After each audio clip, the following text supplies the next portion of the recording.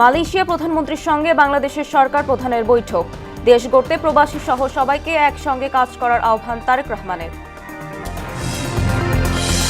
স্থানীয় সরকার নির্বাচন ঘিরে রাজশাহী রাজনীতিতে নানা সমীকরণ। শক্তিমত্তা প্রমাণে মরিয়া বিএনপি জামায়াত, কথার লড়াই শুরু। 4 বাস টার্মিনাল সরানোর উদ্যোগে ঢাকার যানজট কমলেও যাত্রীদের দুর্ভোগের শঙ্কা বিশেষজ্ঞদের। পরিচালনায় সুস্পষ্ট নীতিমালা তৈরির তাগিদ। এবং এবার উরুগুয়েকে রুখে দিল কেপ ভার্দে। সৌদি আরবের বিরুদ্ধে স্পেনের বড় জয়। রাতে অস্ট্রিয়াকে মোকাবিলা করবে আর্জেন্টিনা।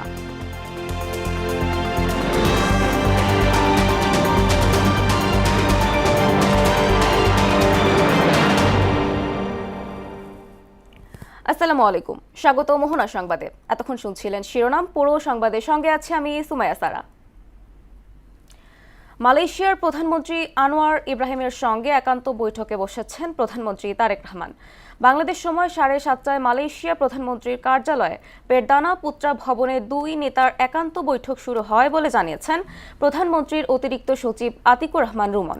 এরপর উচ্চ পর্যায়ের বৈঠকে বাংলাদেশ ও মালয়েশিয়ার প্রধানমন্ত্রী নিজ নিজ দেশের প্রতিনিধি দলের নেতৃত্ব দেন। বৈঠকে বাণিজ্য, বিনিয়োগ সম্প্রসারণ, জ্বালানি সহযোগিতা, কর্মী প্রেরণ ও কৃষি, শিক্ষা এবং যোগাযোগ সহ বিভিন্ন ক্ষেত্রে দুই দেশের মধ্যে সহযোগিতা স্থাপনের বিষয়ে আলোচনা হবে বলে জানান পররাষ্ট্র সচিব। এদিকে দেশ গড়তে প্রবাসী সহ সবাইকে একসঙ্গে কাজ করার আহ্বান জানিয়েছেন প্রধানমন্ত্রী তারেক রহমান। রোববার রাতে কুয়ালালামপুরে প্রবাসী বাংলাদেশিদের সঙ্গে এক মত বিনিময় অনুষ্ঠানে তিনি একথা জানান। এ সময় মালয়েশিয়ার কারাগারে আটক প্রায় 2000 মানুষকে মুক্ত করতে সরকার চেষ্টা করবে বলেও উল্লেখ করেন তিনি। মালয়েশিয়া থেকে আরও জানাচ্ছেন হুমায়ুন কবির। স্থানীয় সময় রাত 8:45 প্রধানমন্ত্রী তারেক রহমানকে বহনকারী বাংলাদেশ বিমানের বিশেষ ফ্লাইট কুয়ালালামপুরের ভুঙ্গারা কমপ্লেক্সের ভিভিআইপি টার্মিনালে অবতরণ করে। বিমানবন্দরে প্রধানমন্ত্রী তারেক রহমানকে লাল গালিচা সংবর্ধনা দেওয়া সহ গার্ড অব অনার প্রদান করা হয়। প্রধানমন্ত্রীকে স্বাগত জানান মালয়েশিয়ার ধর্মমন্ত্রী জুলকিফলি হাসান এবং তার সহধর্মিণী। ছোট শিশু মাইশা নূর আয়েশা জুবাইদা রহমানকে ফুল দিয়ে শুভেচ্ছা জানায়। সুসজ্জিত বাহিনীর গার্ড অব অনার প্রদানের সময় দুই দেশের জাতীয় সঙ্গীত বাজানো হয়। বিমানবন্দর থেকে প্রধানমন্ত্রী যান কুয়ালালামপুরের স্রাঙ্গিলা হোটেলে। স্থানীয় বিএনপি আয়োজিত প্রবাসীদের সঙ্গে মতবিনিময় সভায় যোগ দেন সরকার প্রধান। এ সময় তিনি বলেন, মালয়েশিয়া সরকারের সঙ্গে দ্বিপাক্ষিক বৈঠকে বাংলাদেশে মালয়েশিয়া বিনিয়োগ বাড়ানো, পর্যটন ও সাংস্কৃতিক প্রতিযোগিতা নিয়ে আলোচনা হবে। আমাদের এখানে বহু শ্রমিক কাজ করেন, অনেক দিন ধরে যে কোনো কারণেই হোক আমাদের দেশ থেকে এখানে মানুষ আসতে পারছে না, কাজ নিয়ে জব নিয়ে এখানে আসতে পারছে না। একটি সমস্যা হয়তো তৈরি হয়ে আছে। আমরা তাদের সাথে আলোচনা করব, ওনাদের সাথে, যে এই সমস্যাটা আমরা কিভাবে কাটিয়ে উঠতে। এই শ্রমিকদেরকেও আমরা চাইছি যে পরবর্তীতে যারা আসবে শ্রমিক, ওনাদেরকেও আমরা চাইছি শুধু যাতে অদক্ষ শ্রমিক না আসে, দক্ষ শ্রমিক যেতে আসে দেশ থেকে। প্রধানমন্ত্রী বলেন, চীন ও ভারতের পর মালয়েশিয়ার সবচেয়ে বড় বাণিজ্য সহযোগী দেশ বাংলাদেশ। তবে দ্বিপক্ষীয় বাণিজ্য মালয়েশিয়া অনেক এগিয়ে আছে। প্রথম রাষ্ট্রীয় সফরে দুই দেশের বাণিজ্য ঘাটতি কমানোর বিষয়ে আলোচনা করা হবে বলেও জানান প্রধানমন্ত্রী। আমরা জানি মালয়েশিয়া সেমিকন্ডাক্টর বা কম্পিউটার বা আইটি এই সেক্টরে ভালো। আমরা চাই যে তাদেরকে বাংলাদেশে আমন্ত্রণ জানাতে, এই দেশের ব্যবসায়ীদেরকে আমন্ত্রণ জানাতে বাংলাদেশে, যে তারা এই সেক্টরগুলো, আইটি হোক, এখানে অনেক ইন্ডাস্ট্রিজ আছে, ছোট ছোট অনেক ইন্ডাস্ট্রিজ আছে, টয় ইন্ডাস্ট্রি আছে, ইলেকট্রনিক ইন্ডাস্ট্রি আছে, এগুলো দেশে তারা ইনভেস্ট করবে কিনা, বাংলাদেশে ইনভেস্ট করবে কিনা। এ সময় প্রবাসে দক্ষ জনবল পাঠানোর উপর গুরুত্ব আরোপ করেন তারেক রহমান। হুমায়ুন কবির, মোহনা সংবাদ, কুয়ালালামপুর, মালয়েশিয়া। প্রধানমন্ত্রী তারেক রহমানের আগমনে উচ্ছ্বাসিত মালয়েশিয়া বিএনপির নেতাকর্মীরা। সেখানকার শ্রম বাজার উন্মুক্ত করা সহ নানা দাবি তুলে ধরার কথা জানান তারা। অন্যান্য সেক্টরের মতো প্রবাসীদের সুযোগ সুবিধা বৃদ্ধিতে প্রধানমন্ত্রী কাজ করবেন বলেও আশা জানান মালয়েশিয়া বিএনপির নেতাকর্মীরা। মালয়েশিয়া থেকে হুমায়ুন কবিরের আরেকটি প্রতিবেদন। দক্ষিণ পূর্ব এশিয়ার অপরূপ সৌন্দর্য ও বৈচিত্র্য দেশ মালয়েশিয়া। আধুনিক আকাশচুম্বী অট্টালিকা, বিস্তৃত সবুজ বনভূমি এবং চমৎকার সমুদ্র সৈকতের এক অপূর্ব সংমিশ্রণ রয়েছে সেখানে। বিএনপি সরকার গঠন করার পর এই প্রথম রাষ্ট্রীয় সফরে মালয়েশিয়া আসছেন প্রধানমন্ত্রী তারেক রহমান। তার আগমনে উচ্ছ্বসিত দেশটির বিএনপি নেতাকর্মীরা। শুধু মালয়েশিয়া প্রবাসী না, সারা বিশ্বের সকল প্রবাসীদের সমস্যা নিরসন কল্পে আমরা অনেক উৎসাহিত এবং উদ্বলিত ওনার এই আগমনে। মাননীয় প্রধানমন্ত্রী মালয়েশিয়া আগমন উপলক্ষে আমরা প্রবাসী বাংলাদেশি এবং বিএনপি নেতাকর্মীরা অনেক উচ্ছ্বসিত এবং অনেক আকাঙ্ক্ষিত, অনেক আনন্দিত। মালয়েশিয়া শ্রমবাজার উন্মুক্ত করার পাশাপাশি প্রবাসী বাংলাদেশিদের বিভিন্ন সমস্যার কথা তুলে ধরা হবে বলে জানান বিএনপি নেতাকর্মীরা। এই সরকারের সময়ে আমরা বিভিন্ন দিক থেকে খবর পাচ্ছি যে এটা আবার পুনরায় চালু হতে যাচ্ছে। আমরা আশা করব খুবই দ্রুততম সময়ে এটা শ্রমবাজার চালু করে দেখ। বাংলাদেশ থেকে প্রচুর পরিমাণে আপনার জনগণ এখানে এসে তাদের বিভিন্নভাবে তারা কাজের সুযোগ রয়েছে, কাজ করতে পারবে। এটা আমাদের দেশের বৈদেশিক একটা মানে চাহিদা, রেমিটেন্স বাড়বে। ফন্ডিকে না করে বৈধ পথে টাকা পাঠাইতে হবে। এই সিন্ডিকেট যদি ভাঙা যায়, এটা শৃঙ্খলার মধ্যেই কম টাকার মধ্যে যাতে আমাদের বাংলাদেশি ভাইরা আসতে পারে, তাহলে দেশের নাম আরো উজ্জ্বল হবে। যে ধরনের জটিলতার কারণে প্রবাসীদের আসা বন্ধ হয়ে যায়, বিশেষ করে শ্রমিক আসা বন্ধ হয়ে যায় মালয়েশিয়াতে, সেগুলো সমস্যার সমাধান হবে, এটাই আমরা আশা করছি। প্রধানমন্ত্রী তারেক রহমান তার দেওয়া প্রতিশ্রুতি বাস্তবায়নে কাজ শুরু করেছেন জানিয়ে তারা আওয়ামী লীগ সরকারের সময় পাচার হওয়া অর্থ দেশে ফিরিয়ে এনে উন্নয়নের কাজে ব্যয় করার দাবিও জানান। এইখানে যারা উদ্যোক্তা আছে তাদেরকে সহযোগিতা করলে এই রেমিটেন্সটা কিন্তু বাংলাদেশে যাবে, এবং এইখানে যারা ব্যবসায়ী তারা কিন্তু টাকা লয়ে বাগবো না। ও বিদেশে যারা থাকে তাদের মন মানসিকতা থাকে এরকম না। সিন্ডিকেট ছাড়া আমাদের অল্প পয়সায় মানুষ বাংলাদেশ দিনে আসে। প্রধানমন্ত্রীর কাছে আবেদন জানাবো যে আমাদের দেশের জনশক্তি রপ্তানির কাজের জন্য এবং যারা ইলিগেল আছে তাদের জন্য যাতে কোনো কিছু করা হয়। প্রবাসী শ্রমিকদের সুযোগ সুবিধা বৃদ্ধির জন্য বিএনপি সরকার অতীতেও কাজ করেছে, ভবিষ্যতেও করবে বলেও আশা জানান রেমিটেন্স যোদ্ধারা। প্রবাসী যাদের শ্রমগামের টাকা বাংলাদেশের অর্থনৈতিক চাকা সচল করে, তারেক জিয়ার মালয়েশিয়ার আগমন ঘিরে প্রবাসীদের প্রত্যাশা তাদের সুযোগ সুবিধা বৃদ্ধিতে দুই দেশের সাথে কাজ করবেন তারেক রহমান। 24-এর গণঅভ্যুত্থানে স্বৈরাচার পতন আন্দোলনে রেমিটেন্স শাটডাউনের মাধ্যমে উল্লেখযোগ্য ভূমিকা রেখেছেন বলেও দাবি করেন তারা। একটি সুন্দর বাংলাদেশ বিনির্মাণে তারেক জিয়ার পাশে থেকে অংশীদারিত্ব হতে চান প্রবাসীরা। হুমায়ুন কবির, মোহনা সংবাদ, কুয়ালালামপুর, মালয়েশিয়া। সেপ্টেম্বর-অক্টোবরের মধ্যে স্থানীয় সরকার নির্বাচন আয়োজন করতে চায় সরকার। এ নিয়ে রাজশাহীর রাজনৈতিক অঙ্গনে চলছে নানা হিসাব নিকাশ।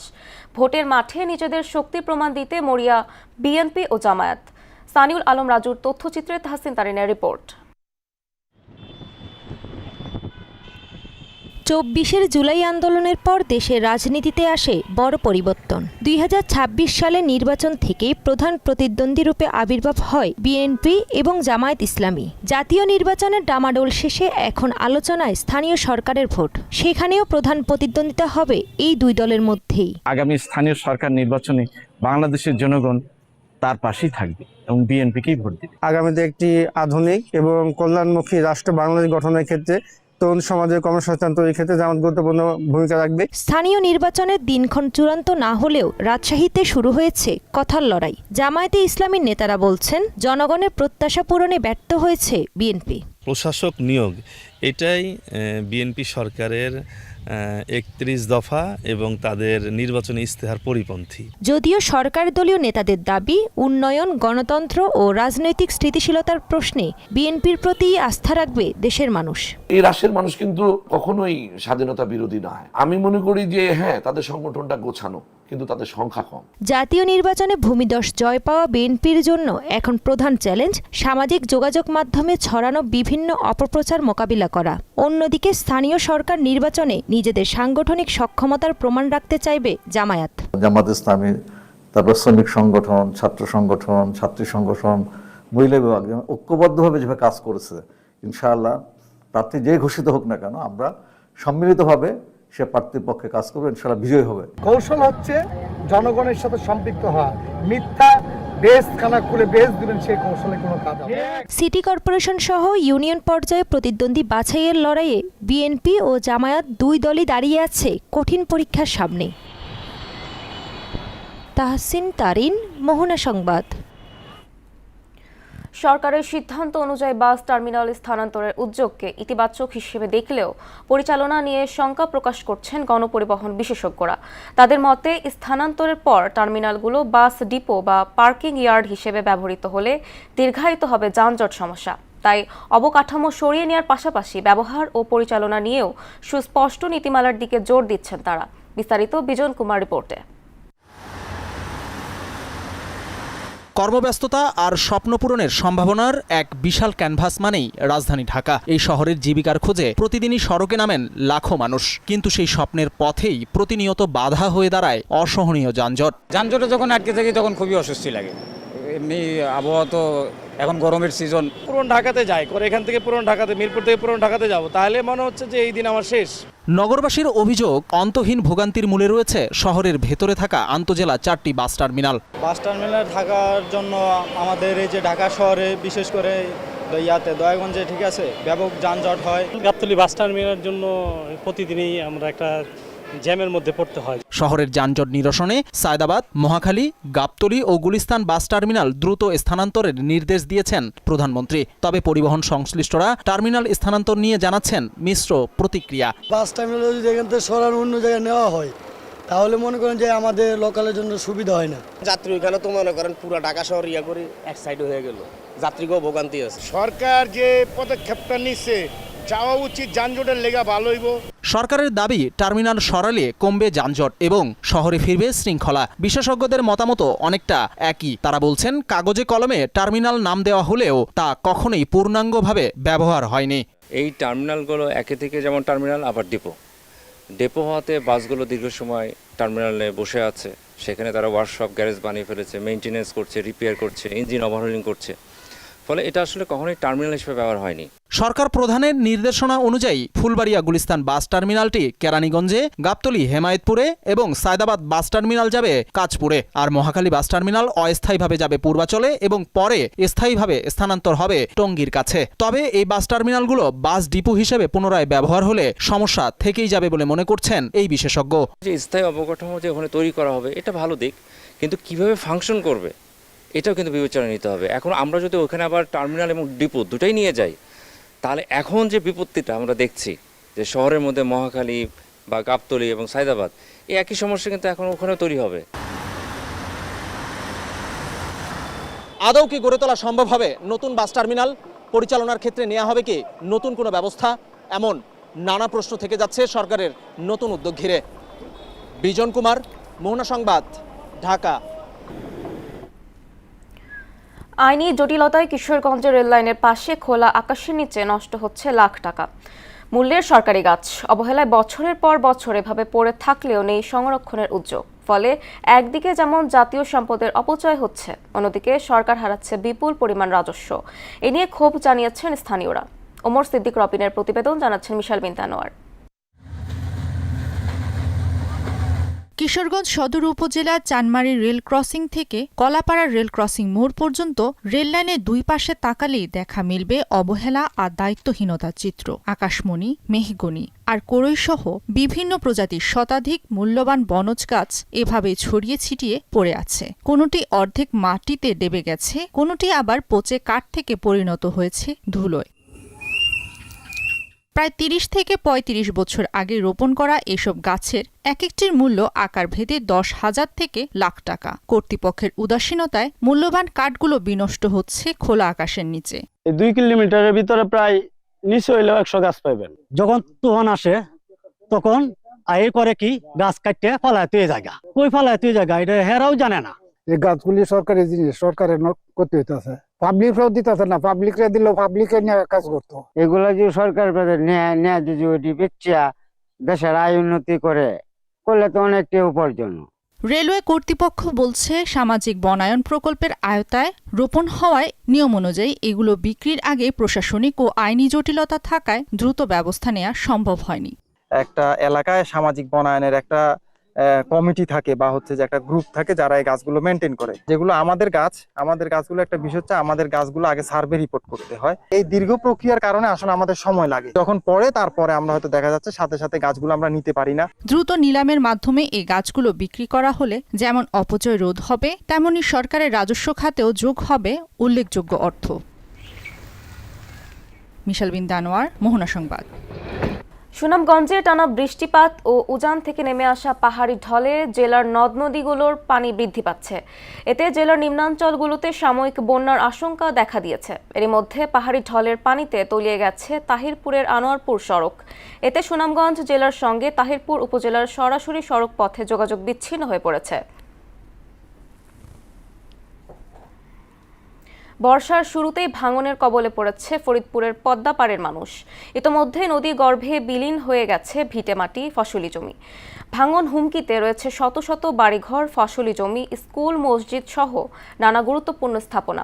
আতঙ্কে নির্ঘুম রাত কাটানো পদ্মাপাড়ের মানুষের দাবি স্থায়ী বাঁধ নির্মাণের। আশিস পোদ্দার বিমানের তথ্য চিত্রে আরও জানাচ্ছেন ডলি বিন তানোয়ার। প্রমত্তা নদী পদ্মা বর্ষা এলেই গ্রাস করে নদী তীরের দুপারের মানুষের শত শত বাড়িঘর, ফসলি জমি। এবছরও তার ব্যতিক্রম নয়। বর্ষার শুরুতে ভাঙন শুরু হয়েছে জেলার সদর উপজেলার নর্থ চ্যানেল ইউনিয়নের ইউসুফ মাতব্বর ডাঙ্গির তীরবর্তী এলাকা। গত বছর এ এলাকার শতাধিক বাড়িঘর নদী গর্ভে বিলীন হয়ে যাওয়ার পর পানি উন্নয়ন বোর্ড থেকে জিও ব্যাগ ফেলে ভাঙন রোধ করার চেষ্টা করা হয়, কিন্তু এবছর পানি বাড়ার সাথে সাথে আবারও ভাঙন শুরু হয়ে গেছে। ফলে আতঙ্কে রয়েছে ক্ষতিগ্রস্ত এলাকার মানুষ। আমরা 5 থেকে 6 বার নদী ভাঙ্গুনে, এখন আবার একটু করে যাই আর ভাঙ্গুনে আমাদের আর মাথা গুজার ঠাঁই নাই। এখন যা অবস্থা তাতে আমার ফসলাদি জমি এবং বাড়িঘর হলো নিয়ে যেতেছে। সামনে মসজিদ, সামনে মাদ্রাসা, এইগুলোও মানে নদীর সাথেই এইগুলো চলে যাবে। সর্বগ্রাসী পদ্মার থাবায় প্রতি বছর নিঃস্ব হয় হাজারো পরিবার। নতুন ভাঙন, নতুন আশ্রয়, আবার ভাঙন। তাই ভাঙন রোধে অসহায় পরিবারগুলোর সরকারের কাছে একটাই দাবি, স্থায়ী বাঁধ নির্মাণের।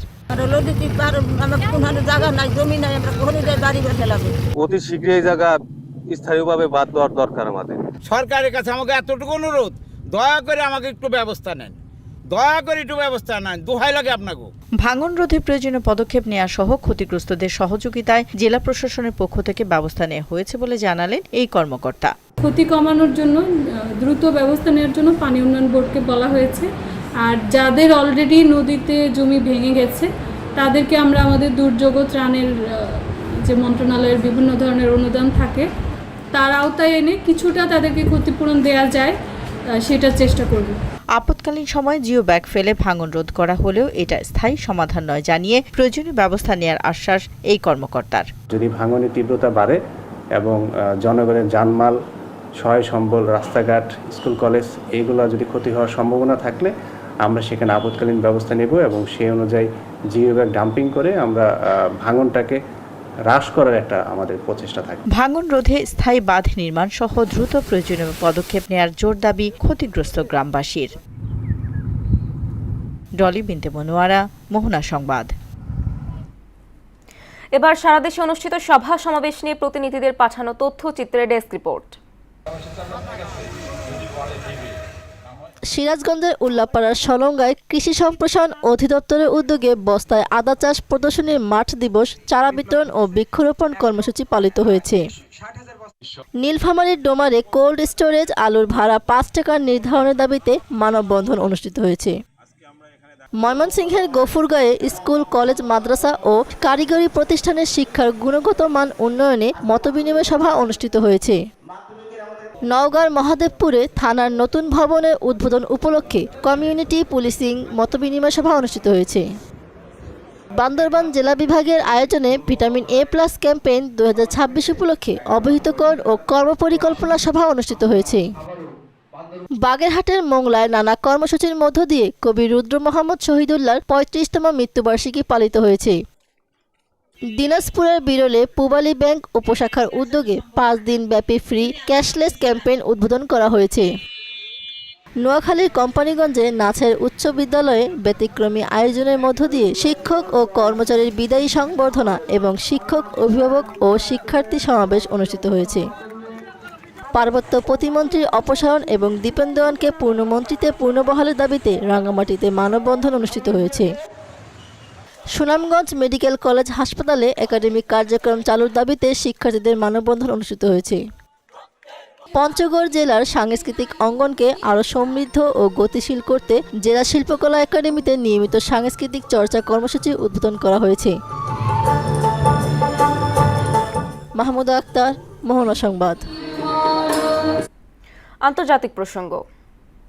সুইজারল্যান্ডে যুক্তরাষ্ট্র ও ইরানের জ্যেষ্ঠ কর্মকর্তাদের মধ্যে শান্তি আলোচনা চলার মধ্যে ইরানে আবারও হামলার হুমকি দিয়েছে মার্কিন প্রেসিডেন্ট ডোনাল্ড ট্রাম্প। তিনি বলেন, তেহরানকে অবশ্যই লেবাননে তাদের বিপুল অর্থপুষ্ট প্রক্সিদের অবিলম্বে ঝামেলা সৃষ্টি করা থেকে বিরত রাখতে হবে। অন্যথায় গত সপ্তাহের মতোই ইরানের ওপর আবারও জোরালো আঘাত হানা হবে। হুমকির জবাবে প্রধান আলোচক মোহাম্মদ বাঘের গালিবাফ বলেন, যুক্তরাষ্ট্রকে হুমকি দেয়া থেকে বিরত থাকতে হবে, কারণ ইরানের সশস্ত্র বাহিনী সম্পূর্ণ প্রস্তুত রয়েছে। এ পরিস্থিতিতে দুই দেশের চলমান শান্তি আলোচনা নিয়ে নতুন উদ্বেগ তৈরি হয়েছে।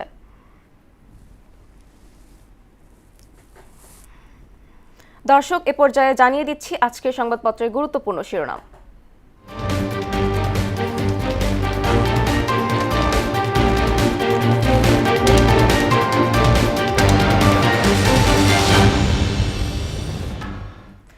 দর্শক, এ পর্যায়ে প্রথমে রয়েছে প্রথম আলো। প্রথম আলো শিরোনাম করেছে, শ্রম বাজারের সঙ্গে গুরুত্ব পাবে বিনিয়োগ বাণিজ্য, সংশয় নিয়ে শুরু হলো ইরান যুক্তরাষ্ট্র শান্তি আলোচনা। দৈনিক ইত্তেফাক শিরোনাম করেছে, ইলিয়াস আলীকে গুম করেন র্যাবের জিয়াউল হাসান, বজ্রপাতে 11 জনের মৃত্যু। সমকাল শিরোনাম করেছে, খুন, ধর্ষণ, মব সহিংসতা উদ্বেগ বাড়াচ্ছে, আটক প্রবাসীদের মুক্ত করতে আলোচনা করব প্রধানমন্ত্রী।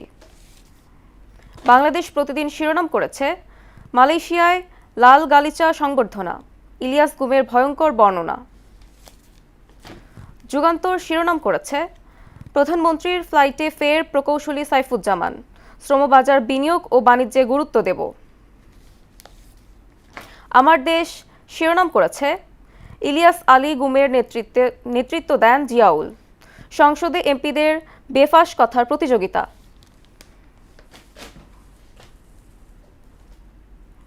এই ছিল সংবাদপত্রের গুরুত্বপূর্ণ শিরোনাম।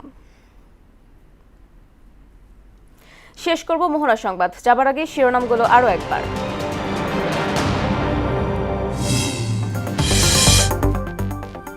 মালয়েশিয়া প্রধানমন্ত্রীর সঙ্গে বাংলাদেশের সরকার প্রধানের বৈঠক, দেশ গড়তে প্রবাসী সহ সবাইকে একসঙ্গে কাজ করার আহ্বান তারেক রহমানের। স্থানীয় সরকার নির্বাচন ঘিরে রাজশাহীর রাজনীতিতে নানা সমীকরণ, শক্তিমত্তা প্রমাণে মরিয়া বিএনপি জামায়াত, কথার লড়াই শুরু। 4 বাস টার্মিনাল সরানোর উদ্যোগে ঢাকার যানজট কমলেও যাত্রীদের দুর্ভোগের শঙ্কা বিশেষজ্ঞদের, পরিচালনায় সুস্পষ্ট নীতিমালা তৈরির তাগিদ। এবং এবার উরুগুয়েকে রুখে দিল কেপ ভার্দে, সৌদি আরবের বিরুদ্ধে স্পেনের বড় জয়, রাতে অস্ট্রিয়াকে মোকাবিলা করবে আর্জেন্টিনা।